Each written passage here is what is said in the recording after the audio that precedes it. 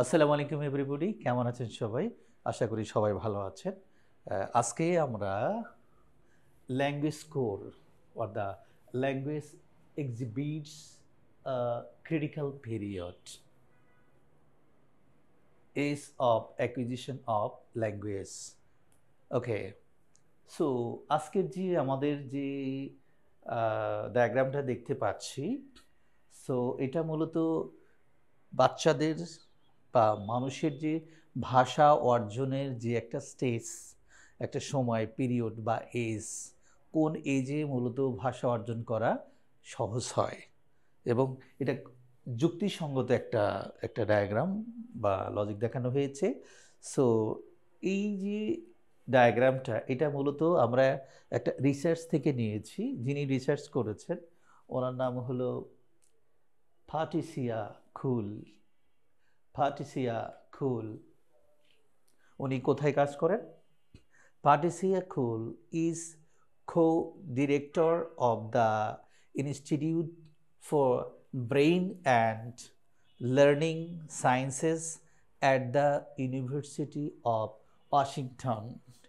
নিশ্চয়ই বুঝতে পেরেছেন যে এক্স্যাক্টলি এটা একটা খুবই গুরুত্বপূর্ণ রিসার্চের অংশবিশেষ বা রিসার্চ কি করে একটা বিশেষ করে চাইল্ডরা কোন লেভেল থেকে দ্রুত ভাষা শিখতে পারে, রাইট?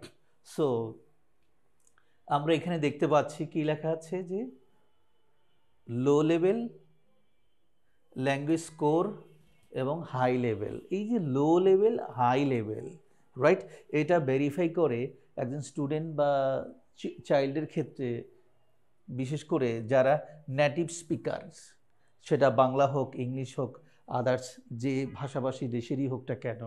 সো দেখুন এখানে উল্লেখ করা আছে যে নেটিভ যে বাচ্চাগুলো আছে, বিশেষ করে 3 থেকে 7 বছরের ভিতরে যে বাচ্চাগুলো যে পরিবেশে, যে এলাকায়, যে দেশে বাস করে, ওকে, তাদের ভাষা শেখার ক্ষেত্রে এখানে আমরা দেখতে পাচ্ছি যে এখানে 3 থেকে 7, 8 থেকে 10, 11 থেকে 15 এবং 17 থেকে 39 বছর যে বয়স, তো সেই তুলনায় আমরা এখানে লক্ষ্য করতে পারছি যে যে সকল বাচ্চার বয়স 3 থেকে 7, তাদের ভাষা শেখার ক্ষেত্রের যে স্কোর বা ইজি বা দ্রুত, কত দ্রুত শিখতে পারে, সেটা কিন্তু মানে 3 থেকে 7 বছরের মধ্যে যে বাচ্চাগুলো এস, তাদের যে কোনো ভাষা শেখার ক্ষেত্রে কিন্তু তাদের স্কোরটা কিন্তু সর্বোচ্চ হাই লেভেলে থাকে। হ্যাঁ, আমরা যদি তুলনা করি 8 থেকে 10 বছর বা 11 থেকে 15 বছর বা 17 থেকে 39 বছর এই স্টেজের বাচ্চাদের ক্ষেত্রে, রাইট? ওকে, সো এখানে দেখুন 3 থেকে 7 বছর, তো এর মধ্যে ভাষা শেখার প্রবণতাটা বেশি থাকে। কারণটা হলো যে সকল বাচ্চার বয়স 3 থেকে 7, এরা কিন্তু এক্স্যাক্টলি ভাষার মধ্যেই কিন্তু বড় হয়। কারণটা হলো যে এই বাচ্চাগুলো এরা যে পরিবেশে থাকে, যে এলাকায় থাকে, যে বাসায় থাকে, যাদের সাথে থাকে, এদের প্রধান কাজটাই হলো কিন্তু দেখা যায় যে এরা অনেক কিছুই দেখছে, শুনছে, রাইট? সেটা কিভাবে? ন্যাচারালি কিন্তু এদেরকে কিন্তু কোনো বই পুস্তক পড়িয়ে কিন্তু আসলে এদেরকে ভাষা শেখানো হয় না। ধরুন একটা নিউবর্ন বেবি, সে যখন আস্তে আস্তে বড় হচ্ছে, সে অনেক কিছু দেখছে, শুনছে এবং এদেরকে আমরা বারবার শেখাচ্ছি বা এদেরকে দেখে বা কোল এনে আদর করছি, হ্যাঁ, বারবার বাবা বলছি, ড্যাডি বলছি, ফাদার বলছি, মা বলছি, মাদার বলছি, তাই না? এই যে ডাকগুলো শেখাচ্ছি, রাইট, এটা কিন্তু একটা ভাষা, রাইট? এরা টিভি দেখছে বা আদার্স বিভিন্ন পরিবেশের সাথে অ্যাডজাস্ট হচ্ছে, আত্মীয় স্বজন এদের সাথে কথা বলছে এবং কে কার সাথে কি বলছে, এদের ভিতরে কিন্তু এগুলো বেশি কাজ করে।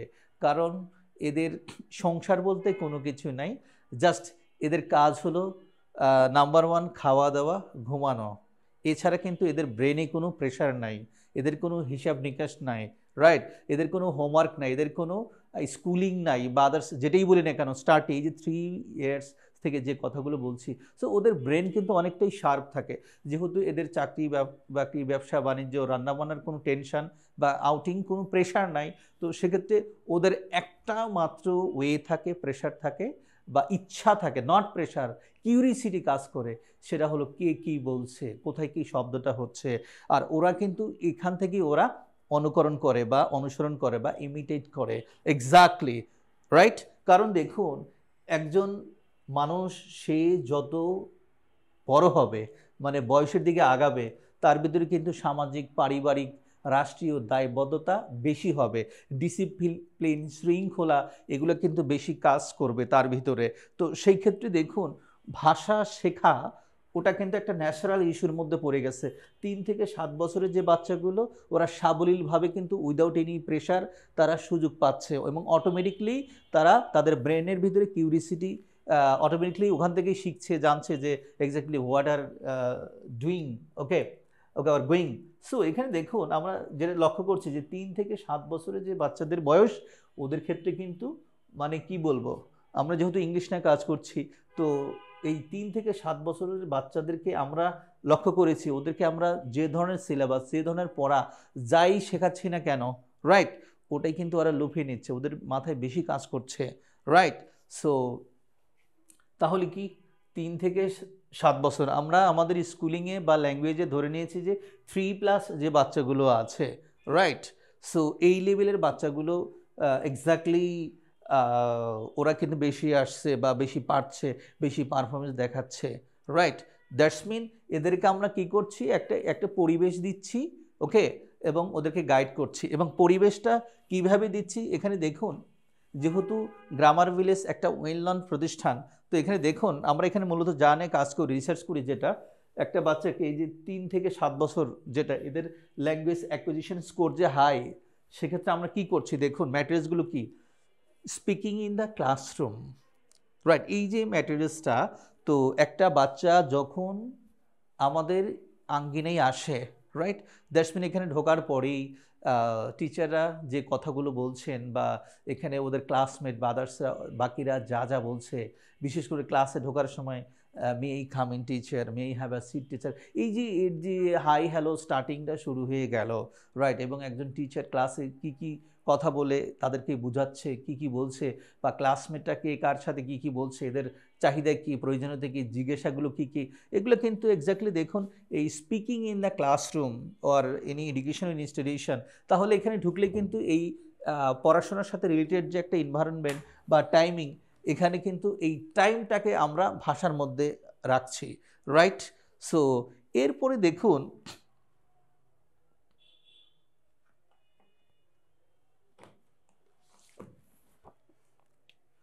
টিচার ভার্সেস স্টুডেন্ট, এই যে দেখা যায় teacher versus student, right.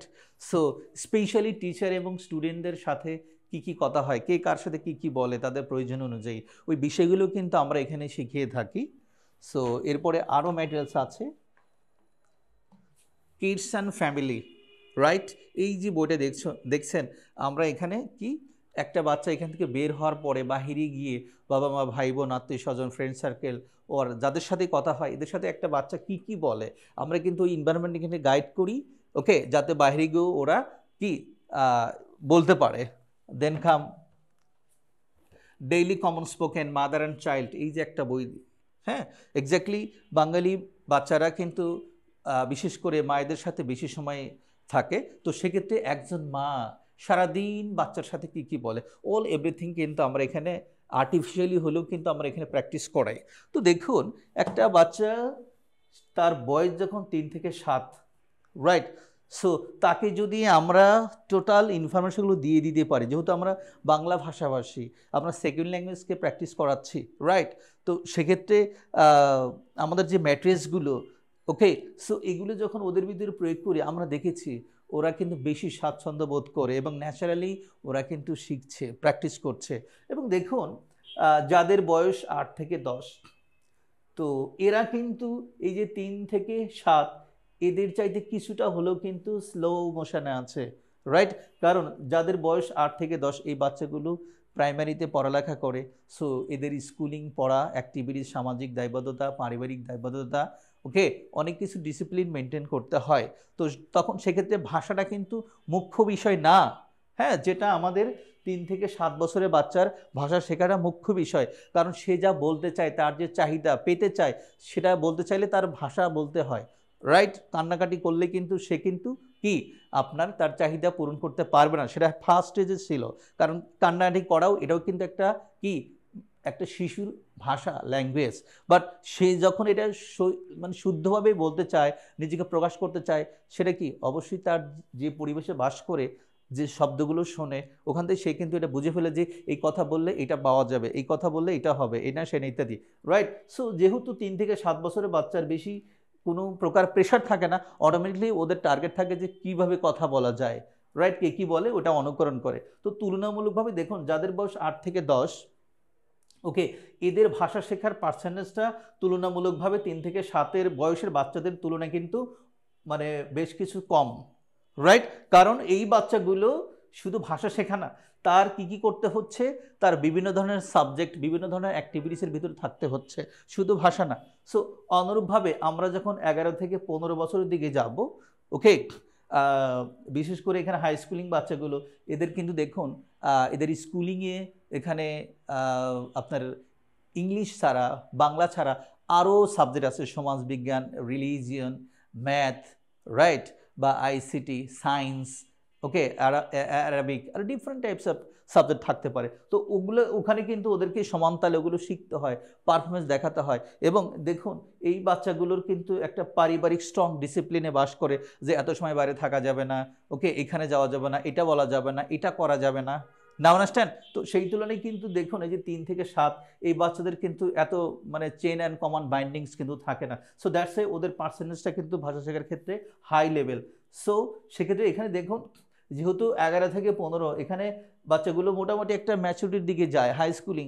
So ওদের যেহেতু আদার সাবজেক্টগুলো, পারিবারিক অ্যাক্টিভিটিস, বিভিন্ন কিছুর একটা দায়বদ্ধতা বেশি থাকে, সেক্ষেত্রে ওদের ভাষা শেখার ক্ষেত্রে কিন্তু এখানে পার্সেন্টেজটা কিন্তু এখানে দেখুন 3 থেকে 7 এজের মধ্যে যারা, ওকে, তাদের তুলনায় কিন্তু অনেকটাই কমে গেছে।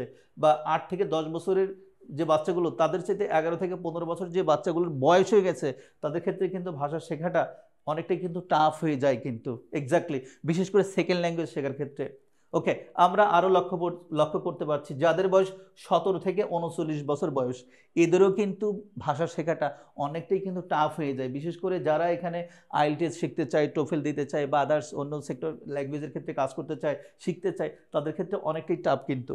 তো সেক্ষেত্রে দেখুন যেহেতু আমরা গ্লোবালাইজেশন যুগে বাস করছি, ওকে, তো সেই ক্ষেত্রে ইংলিশটা কিন্তু আসলে ডে বাই ডে গ্র্যাজুয়ালি আসলে অনেক অনেক ইম্পর্টেন্সও হয়ে গেছে। তো সেক্ষেত্রে রিকোয়েস্ট থাকবে, সো আমরা বাংলাদেশি হিসাবে আমরা সর্বপ্রথম এখানে শেখার ক্ষেত্রে আমরা প্রায়োরিটি দেব ইংলিশটাকে, এবং সেটা 3+ যারা আছে, ওকে। সো আমাদের রিকোয়েস্ট থাকবে যারা এই ক্যাটাগরির বাচ্চার গার্ডিয়ান আছেন, তারা অতি দ্রুত যে কোনো জায়গায় হোক বাচ্চাকে ইংলিশ শেখার ক্ষেত্রে আগে প্রায়োরিটি দিবেন। তবে হ্যাঁ, একটা জিনিস শেয়ার না করলেই নয়।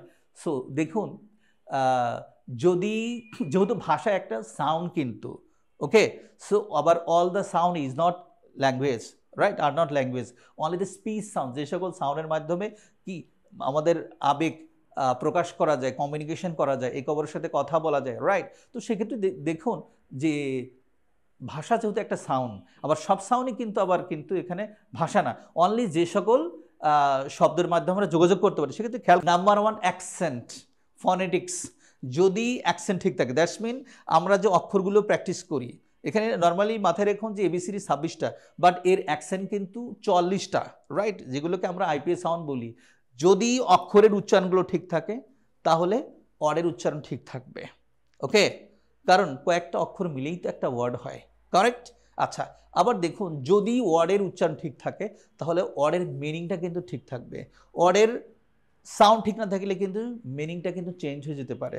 যেমন এখানে দেখুন LATE, লেট বলি না, আবার LET, ওটাকেও লেট বলি, এক্স্যাক্টলি এখানে মিনিং চেঞ্জ কিন্তু, আবার এখানে সাউন্ডটাও কিন্তু চেঞ্জ, বাট আমরা কিন্তু ভুল করে LATE লেট, LET লেট সবই এক বলি, এক্স্যাক্টলি LATE লেট, আর এটা কি লাইট। সো এই যে চেঞ্জ কত, সেক্ষেত্রে কি অবশ্যই উচ্চারণ জানতে হবে, ফনেটিক্স জানতে হবে। তো যেটা বলছিলাম যে অক্ষরের উচ্চারণ ঠিক থাকলে ওয়ার্ডের উচ্চারণ ঠিক থাকবে, ওয়ার্ডের উচ্চারণ ঠিক থাকলে মিনিং ঠিক থাকবে, ওয়ার্ডের উচ্চারণ ঠিক থাকলে পুরো একটা সেন্টেন্স রিডিং স্ট্যান্ডার্ডি নেটিভদের মতো হয়ে যাবে। সো ডিয়ার ভিউয়ার্স, আজকে এই পর্যন্তই। আমরা যে বিষয়গুলো নিয়ে কথা বললাম এটা সো মাচ ইম্পর্ট্যান্ট একটা ইস্যু ছিল। আবার হয়তো আমরা অন্য একটা টপিক বা বিষয় নিয়ে কথা বলবো। সে পর্যন্ত ভালো থাকি। আল্লাহ হাফেজ।